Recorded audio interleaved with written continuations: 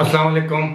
अबरार रशीद आपकी खिदमत में एक मरतबा फिर हाजिर है और मेरी आपसे वही रिक्वेस्ट कि अगर अभी तक किसी भी वजह से आपने मेरे चैनल को सब्सक्राइब नहीं किया तो प्लीज़ इसे सब्सक्राइब कर लें और ताज़ा तरीन मालूमात और अपडेट्स के लिए इस पर जो घंटी का बटन है उसको भी ज़रूर प्रेस कर दें। बहुत बहुत शुक्रिया। यूएई की मुख्तलिफ रियासतों ने आहिस्ता आहिस्ता अपने लॉकडाउन को ख़त्म करते हुए आम मामूल की ज़िंदगी की तरफ वापस लौटना शुरू कर दिया है और हमने देखा है कि पहले दुबई ने, फिर शारजा ने, फिर अबू धाबी ने इस तरह के ऐलानात किए हैं कि अब ऐसे महसूस होता है कि आइंदा चंद दिनों में लॉकडाउन को शायद मुकम्मल तौर पर उठा लिया जाए। अलबत्ता इस हवाले से जो पाबंदियां आयद की गई हैं मार्च के महीने वो पाबंदियां बरकरार रहेंगी। इसको कहते हैं, मैं थोड़ा सा इसको एक्सप्लेन करूंगा, आपको बताऊंगा उन लोगों को जिनको अभी तक मालूम नहीं है कि ये आलमी सतह पर कुछ फैसले किए गए हैं और तमाम मुल्कों को उन फैसलों पर अमल दरामद का पाबंद बनाया गया है। मुख्तलिफ इदारे हैं, इनमें मालियाती इदारे भी हैं, इनमें दीगर इदारे भी हैं, WHO जैसे इदारे भी हैं। अब मैं थोड़ा सा आपको इसकी तफसील बताने की कोशिश करूंगा। सबसे पहले तो मैं ये बताऊं कि यूएई के बाद अब दीगर ममालिक ने भी यूएई की तकलीद करना शुरू कर दी है। इस हवाले से मैं सऊदी अरब की मिसाल दूंगा। पहले सऊदी अरब ने अंदरून मुल्क परवाज़ें खोलने का ऐलान किया, अब महदूद पैमाने पर अंदरून मुल्क परवाज़ें शुरू भी हो चुकी हैं। फिर सऊदी अरब ने ऐलान किया कि बाज़ मसाजिद में नमाज़ों की इजाज़त मिल जाएगी। फिर सऊदी अरब ने अब ताज़ा ऐलान ये किया है कि 31 मई से सऊदी अरब के अंदर 50% तक दफातर में गुंजाइश जो होती है उसके 50% अफराद को काम करने की इजाज़त होगी, जबकि पहले मुकम्मल तौर पर इसकी इजाज़त नहीं थी, यानी पाबंदी थी। इसी के साथ साथ अब ओमान ने 31 मई को ही अपना लॉकडाउन, मस्कत से लॉकडाउन उठाने का ऐलान कर दिया है। मस्कत में 14 अप्रैल को लॉकडाउन अनाउंस किया गया था, यानी तकरीबन आप समझ लें कि 1.5 माह के बाद इस लॉकडाउन को उठाने का ऐलान किया गया है। ये तकलीद क्यों की गई? अब कहा यह जा रहा है कि न्यू नॉर्मल।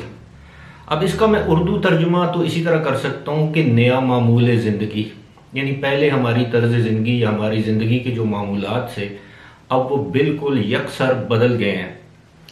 आपको याद होगा कि जनवरी या फरवरी के महीने में आप दुनिया के जिस हिस्से में भी थे आप आज़ादाना घूम फिर सकते थे, दुकानों में जा सकते थे, बग़ैर मास्क के, बग़ैर दस्तानों के, बग़ैर सैनिटाइज़र के, बग़ैर हाथ धोए आप किसी से गले मिल सकते थे, आप किसी के गाल पर या माथे पर बोसा दे सकते थे, आप क्लबों में जा सकते थे, रेस्टोरेंट्स में जा सकते थे, सिनेमा घरों में जा सकते थे, पब्लिक ट्रांसपोर्ट पर, जहाज़ों पर सफ़र कर सकते थे। लेकिन अब ये सब कुछ मुमकिन ही नहीं रहा।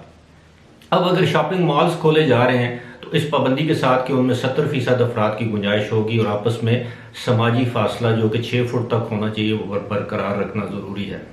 इसी तरह आप जहाँ भी जाएंगे आपके लिए ज़रूरी है, यानी पब्लिक मकामात पर आप जहाँ भी जाएंगे आपके लिए ज़रूरी है कि आपको मास्क पहनना है, चेहरे पर मास्क पहनना है। इसी तरह अगर आप अपनी गाड़ी में जा रहे हैं तो आपके लिए मास्क पहनना ज़रूरी है, आप किसी बैंक में जाएंगे तो मास्क पहनना ज़रूरी है। इसी तरह आप किसी भी इदारे, दफ्तर, कारोबारी जगह पर जाएंगे तो पहले आपका टेम्परेचर चेक किया जाएगा, यानी बुखार चेक किया जाए। उसके लिए मुख्तलिफ आलात हैं, रोबोट्स हैं, ऐसे कैमराज नस्ब किए गए हैं जो आपका टेम्परेचर बता देते हैं, ऐसे हेलमेट्स हैं कि पुलिस वाला दूर से देखकर या सिक्योरिटी वाला बता सकेगा कि इस शख्स का टेम्परेचर क्या है।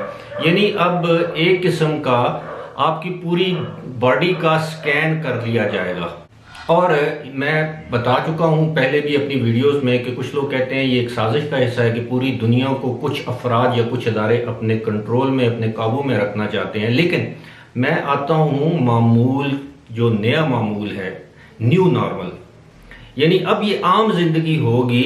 इसके बाद जो जिंदगी हम गुजारेंगे वो पहले की तरह आम नहीं होगी बल्कि नई आम जिंदगी होगी। नई आम जिंदगी जिस तरह के मैंने बयान किया कि आपको दस्ताने पहनना ज़रूरी है, मास्क पहनना ज़रूरी है, आपका टेम्परेचर चेक होगा, आपको फासला बरकरार रखना होगा एक दूसरे से। आप बैंक में जाएंगे तो लंबी लंबी कतारें होगी। आप एयरपोर्ट्स पर जाएंगे तो पहले अगर 2 घंटे का वक्त था एयरपोर्ट फ्लाइट पकड़ने के लिए या चेक इन होने के लिए, तो अब 4 घंटे का वक्त कर दिया गया है। पहले जहाज़ों में जिस तरह आपको ट्रीट किया जा रहा था, जिस तरह आपकी तवाज़ो की जा रही थी, अब उसमें फ़र्क आ गया है। बताया तो ये जा रहा है कि उसमें बेहतरी आ गई है। इसी तरह अब मशीन की इंसान की ज़िंदगी में अमल दखल बढ़ गया है। और ये सारी चीज़ें बताने का मकसद ये है कि आलमी अदारों ने अब तमाम ममालिक को इस चीज़ का पाबंद बना दिया है कि अगर आप ऐसा करेंगे तो आपके मुल्कों के साथ हमारे ताल्लुकात तजारती हों, सफारती हों, वो बरकरार रहेंगे, सियाहत आएगी, फ़रोग़ होगा सियाहत को, सयाह आएंगे। अगर आप इन मेजरमेंट्स, इन चीज़ों को, इन इक़दामात को, इन इंतज़ामात को फॉलो नहीं करेंगे तो आपका मुल्क दुनिया से कट के रह जाएगा। और आज की दुनिया में कोई भी मुल्क ये अफोर्ड नहीं कर सकता कि वो किसी दूसरे मुल्क से या बाकी दुनिया से कट कर अपनी ज़िंदगी गुजारे। और यही वजह है कि अब जिन जिन मुल्कों ने आलमी अदारों के कहने पर लॉकडाउन किया, उसके बाद वबा पर बर वक्त या देर से काबू पाया या काबू पाने की पोजीशन में आ गए, अब उन मुल्कों में नई इस्लाहात मुतारफ़ करवाई जा रही हैं, यानी उनको पाबंद बनाया जा रहा है जिन इक़दामात का, इंतज़ामात का मैंने जिक्र किया उसका।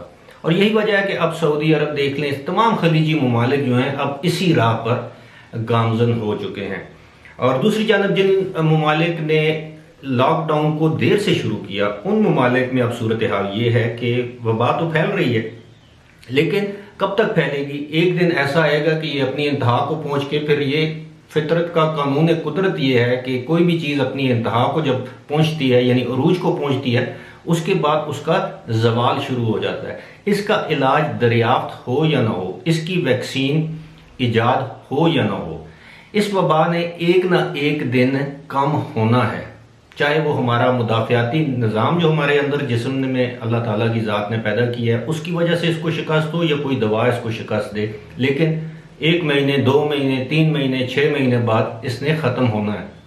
अब कुछ लोग दुनिया में इस बात का खौफ फैला रहे हैं कि ये वबा अगर एक मरतबा ख़त्म हो गई तो दूसरी मरतबा ये ज़्यादा शिद्दत के साथ आएगी, पैदा होगी और दुनिया में ज़्यादा तबाही मचाएगी। ये वही इदारे, वही कॉरपोरेशन, वही बड़े बड़े जायंट्स हैं जो चाहते हैं कि उनकी मसनूआत, उनकी टेक्नोलॉजी दीगर ममालिक ख़रीदने पर मजबूर हो जाएं और उनको मालियाती इदारों का रोब दे के, उनकी धमकी दे के आपकी इमदाद बंद कर दी जाएगी अगर आपने इन तमाम इक़दामात पर अमल ना किया। यानी दुनिया को एक मुट्ठी में लेने की कोशिश जारी है। ये बात तो अब वाज़ेह हो चुकी है, साजिश थी या नहीं, है या नहीं, लेकिन ये बात अटल है कि अब दुनिया चंद ममालिक, चंद इदारों, चंद अफराद की मुट्ठी में जाने के लिए बिल्कुल तैयार खड़ी है। ये इसी तरह है कि जिस तरह अंग्रेजी में कहते हैं सिटिंग डक, यानी जब आप शिकार पर जाएं तो जो एक मुर्गाबी होती है वो जब बैठी हुई हो तो उसका शिकार आसान होता है। तो अब दुनिया के बहुत से ममालिक को उस मुर्गाबी की तरह बिठा दिया गया। उन ममालिक का शिकार करना, वहाँ के अफराद का शिकार करना आसान है। शिकार से मेरी मुराद ये नहीं है कि उनको दुनिया से ख़त्म करना, बल्कि उन पर अपनी मन मानी करना। हर लिहाज से, माली लिहाज से, इंतज़ामी लिहाज से अब हुकूमतें बेबस हो गई। और आपने देखा है कि मुख्तलिफ ममालिक में, मैं किसी एक मुल्क का जिक्र करना नहीं चाहता, आप अपने गिरदो नवा में देखें तो आपको इनकरेज किया जा रहा है, आपकी हौसला अफजाई की जा रही है कि आप बजाय कैश के आप ऑनलाइन जो है वो कारोबार करें। आप किसी को कैश देने या उससे कैश लेने के बजाय कार्ड के ज़रिए अपने अकाउंट में पैसे ट्रांसफ़र करें या दूसरे के अकाउंट में मुंतकिल करें। आप होम डिलीवरी करवाएं, आप किसी रेस्टोरेंट में जाएं तो वहाँ पर भी कैश देने से इज्तनाब करें। आप बैंक में जाएं तो आपकी ट्रांजैक्शन ऐसी हों जिसमें कैश कम से कम इन्वॉल्व हो।